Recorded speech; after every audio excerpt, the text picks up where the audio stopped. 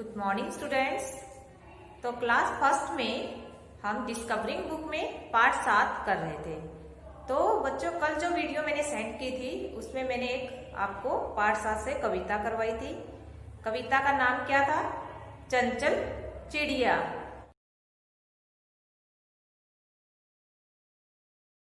यानी नटखट चिड़िया। तो आपने उस कविता को अच्छे से पढ़ लिया होगा ना आपने। तो उसे आपने नोटबुक में भी लिख लिया होगा। तो ये बताइए बच्चों, अब मतलब कि हम क्या करेंगे? पार्ट 7 से ही प्रश्न उत्तर को करेंगे। जैसे हमने कविता को पढ़ा है उसी के आधार पर ही हम प्रश्न उत्तर आज करेंगे।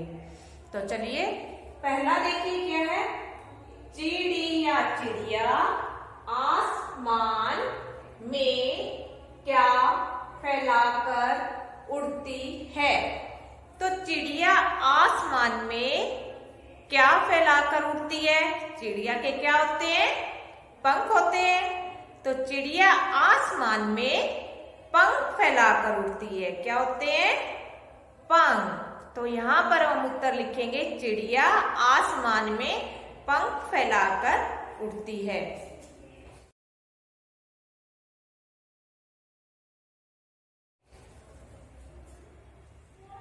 चिड़िया आसमान में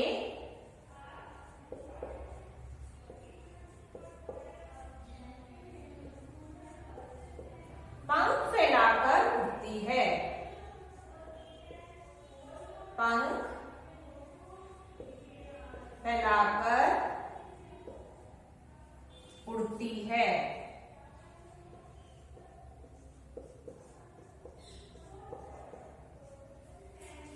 ठीक है, आगे देखिए। चिड़िया ईश्वर को क्या करती है?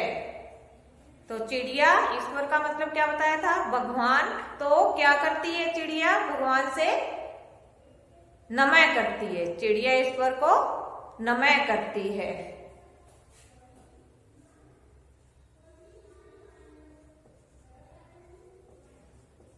चिड़िया ईश्वर को नमय करती है।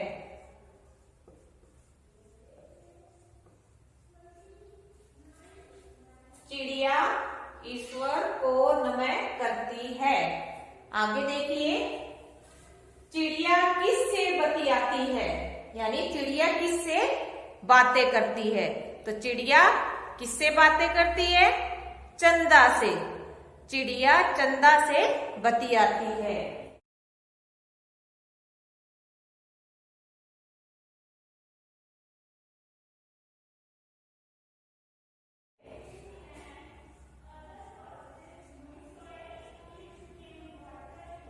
चिड़िया चंदा से बतियाती है।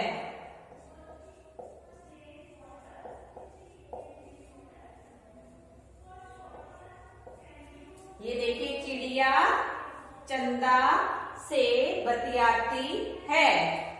किससे बातें करती है चिड़िया? चंदा से। आगे देखिए, चिड़िया कब उठकर दाना चुगने जाती है? चिड़िया प्रातः काल। क्या है? कविता के आधार पर हमें देने हैं तो उत्तर प्रातः काल उठकर दाना चुगने जाती है। प्रातः काल का मतलब क्या होता है? सुबह। प्रातः काल का मतलब सुबह।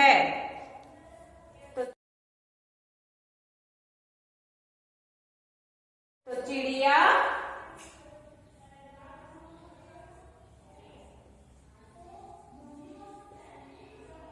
कब उठकर दाना चुगने जाती है? तो क्या लिखेंगे हम? प्रातः काल।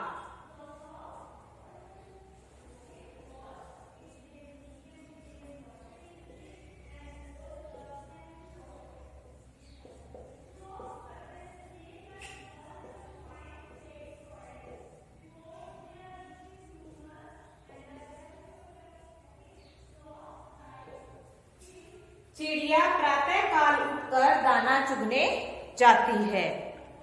ठीक है, तो एक बार और पढ़ते हैं हम इन उत्तर को। चिड़िया आसमान में क्या फैलाकर उड़ती है? तो चिड़िया आसमान में पंख फैलाकर उड़ती है। क्या होगा इसका उत्तर? चिड़िया आसमान में पंख फैलाकर उड़ती है। आगे देखिए, चिड़िया ईश्वर को क्या करती है? क्या करती है चिड़िया? चिड़िया ईश्वर को नमय करती है। क्या करती है? नमय करती है। आगे देखिए, चिड़िया किससे बतियाती है? चिड़िया चंदा से बतियाती है। चिड़िया चंदा से बतियाती है। चिड़िया कब उठकर दाना चुगने जाती है? चिड़िया प्रातः काल उठकर दाना चुगने जाती है। तो ये देखिए बच्चों, पेज नंबर आपका दिया हुआ है 85 पर। आपको क्या करना है? इन प्रश्न उत्तर को इन पंक्तियों में यहाँ पर अच्छी अच्छी हैंडराइटिंग में आपको लिखना है। ठीक है ना? और आपको ये प्रश्न उत्तर लिखते समय मात्राओं का ध्यान भी रखना है और साथ में इन प्रश्न उत्तर को आपको याद भी करना है। तो बच्चों, हमने प्रश्न उत्तर तो कर लिए। अब हम आगे ये देखिए, आपकी बुक में दिया हुआ उचित स्थान पर अंक और अहम और चंद्र बिंदु की मात्रा लगाकर इन शब्दों को फिर से लिखना है। तो ये देखिए बच्चों, आज मैं आपको समझा रही हूं, ये हमारी कौन सी मात्रा है? कौन सी मात्रा है? अंक की मात्रा। आज मैं आपको ये थोड़ा विस्तार से बता रही हूं। ये कौन सी मात्रा है? हमारी अंक की मात्रा। तो अंक की मात्रा कैसे बोली जाती है? तो देखिए, जब हम अंक की मात्रा बोलते हैं तो ये इसकी ध्वनि कहां से निकलती है? नाक से निकलती है। जैसे पंख, गंगा, हंस, तो इसकी ध्वनि कहां से निकलती है? अंक की मात्रा की ध्वनि नाक द्वारा उत्पन्न होती है। तो देखिए इनके कौन कौन से हैं। ये देखिए मैंने क्या लिखा है? पैक है, पख। अब जब हम इसे सही बनाएंगे अंक की मात्रा लगाकर, तो कैसे बोलेंगे? पंख। कैसे बोलेंगे? पंख। ये मैंने क्या लिखा है यहाँ पे? पंख। तो ये मैंने क्या लगा दी है यहाँ पे? प पर अंक की मात्रा, तो क्या बन गया? पंख। आप इस मात्रा की प्रैक्टिस जरूर करें घर पे। ये कौन सी मात्रा है? अंक की मात्रा। हमारी कौन सी मात्रा है? ये अंक की मात्रा। ऐसे और बता रही हूं। ये देखिए मैंने क्या लिखा है? बै, तो क्या बन गया? बदर। तो आप इसे कैसे बोलेंगे? बंदर, बंदर।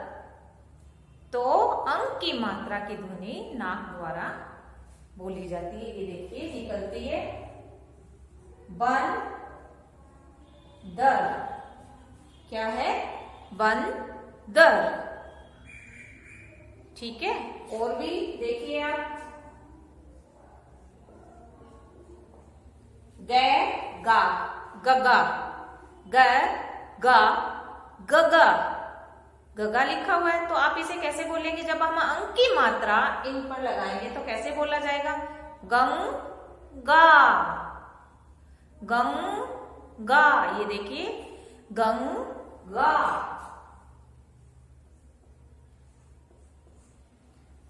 तो ये हमारी कौन सी मात्रा हो गई है? अंक की मात्रा। ठीक है, तो अब देखिए चंद्र बिंदु। ये क्या है? चंद्र बिंदु। ये क्या है? चंद्र बिंदु। जो अंक और चंद्र बिंदु क्या लगते हैं? हमेशा लाइन के ऊपर ये दोनों लगते हैं। ये देखिए, ये लाइन के ऊपर ही है ना। जो आप रेखा खींचते हैं किसी भी वर्ड को लिखने के लिए, तो अंक की मात्रा और चंद्र बिंदु हमेशा कहां थे? ऊपर की ओर, ऊपर की ओर। ये चीज आपको ध्यान में रखनी है। ठीक है, तो अब हम देखिए इस मात्रा को कैसे बोलेंगे। जैसे सा, पा, जब हम इसका उच्चारण करते हैं चंद्र बिंदु की तो नाक और मुंह से इसकी ध्वनि निकलती है। सा, पा, तो मुंह हमारा कुछ ज्यादा टाइम के लिए खुलता है। जब हम चंद्र बिंदु का प्रयोग करते हैं तो हमारा मुंह थोड़ा लंबे टाइम के लिए खुला रहता है। सा, पाव, कांच, है ना। तो देखिए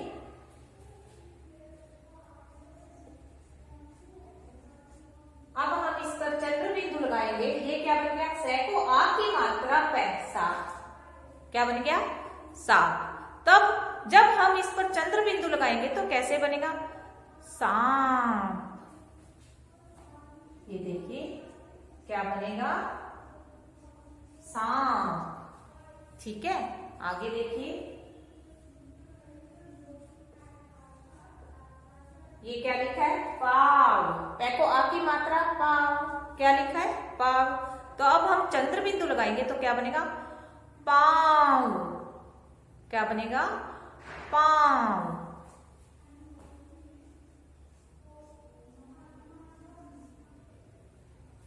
सा, सांप, पाव, पाव। ठीक है, आगे देखिए एक और।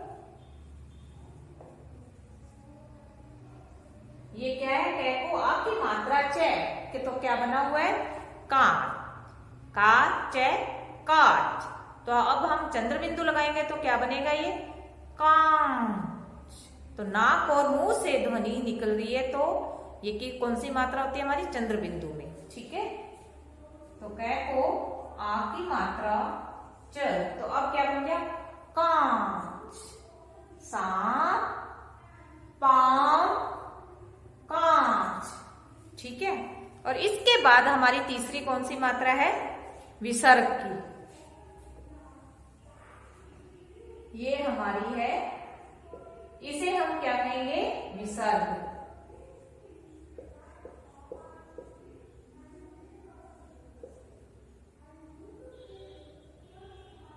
इसे हम विसर्ग कहेंगे। इन दो बिंदियों को आप जो बिंदी कहते हो इनको क्या कहेंगे?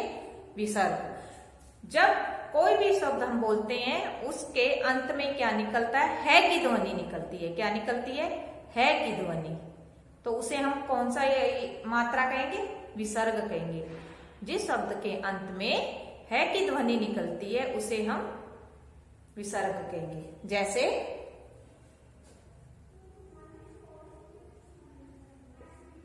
ये क्या है? प्रा। आपको तो यही समझ में आ रहा है। जब हम इसे मात्रा में बदलेंगे तो देखिए ये क्या है? ये तो सेम ही लिखा है। जब हम विसर्ग इसमें लगाएंगे तो क्या बनेगा? प्रातः। है की ध्वनि आ रही है ना? प्रातः, नमः, अतः। ये देखिए ये क्या लिखा हुआ है? अत। ठीक है, तो हम अब इस पर क्या लगाएंगे? विसर्ग। ये विसर्ग लगा दिया तो क्या बन गया? अतः। क्या बन गया बच्चों? अतः। ये क्या है? न में नम। जब हम इसमें विसर्ग जोड़ देंगे तो क्या बन जाएगा? नमः। क्या है? नमः। तो किसकी ध्वनि आ रही है की। जिन वर्ड्स के अंत में क्या आती है की ध्वनि आती है उसे हम विसर्ग कहते हैं। और अंग की मात्रा नाक द्वारा बोली जाती है और उच्चारण करते समय जब नाक और मुंह से ध्वनि निकलती है तो उसमें हम कौन सी मात्रा लगाएंगे? चंद्र बिंदु। ठीक है, तो अंग की मात्रा के देखिए पंख, बंदर, गंगा। तो नाक द्वारा ध्वनि उत्पन्न होती है। ये क्या है? सांप, पाव, कांच। ये देखिए प्रातः, अतः, नमः। प्रातः, नमः, अतः। तो क्या बन गया? ये ह की ध्वनि उत्पन्न हो रही है तो हमारी विसर्ग है। ठीक है। आज मैंने आपको फिर से इन मात्राओं के बारे में बताया है थोड़ा विस्तार से। पहले मैंने बुक में जितने वर्ड्स लिखे थे उसी के हिसाब से करवाया था। आज मैंने आपको थोड़ी सी विस्तार से ये मात्रा समझा दी है। तो आप इसका उच्चारण करते समय अंतर देखिएगा कि इसमें कौन कौन से अंतर आ रहे हैं, अंक की मात्रा में और विसर्ग में और चंद्र बिंदु में। बोलते समय आपको अपने आप से ही अंतर समझ में आ जाएंगे। ओके।